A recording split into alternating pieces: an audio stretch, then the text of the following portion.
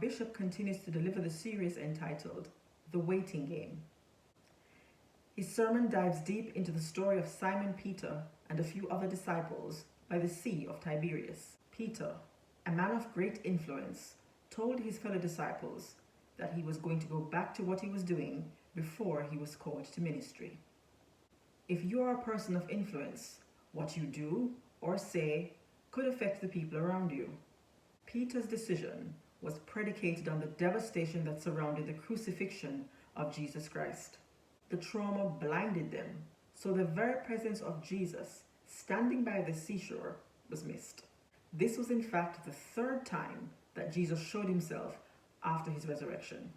The horror and the reality surrounding the death of Jesus caused Peter to take his eyes off the spiritual. So he reverted to his usual source of fishing to survive. While we're waiting on God, it can get very uncomfortable and can cause us to take matters into our own hands. We must be careful how we wait, for it is by patience that we possess our souls. Peter, the experienced fisherman, set sail with the other disciples and stayed there all night, but caught nothing.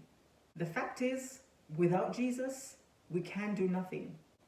Our gifting, expertise, or years of experience will not bring success without Jesus.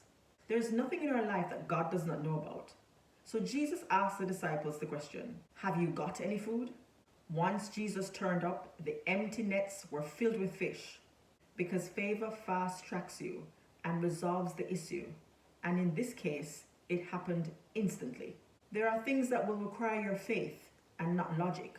Soon your ordered steps will bring you to the full knowledge of God. Peter did not understand that once he said yes to Jesus by the Sea of Galilee, his life, purpose, and destiny would change. Now Peter is in a dark place. He panics and goes back to a place of familiarity. A pivotal point in this message is when the bishop declared that you cannot step away from the arena of your calling and remain as is. Your life will be shipwrecked if you take your hand off the plow. The price is just too great if it takes you away from your spiritual calling. And there is no greater failure in doing something that you were never called to do.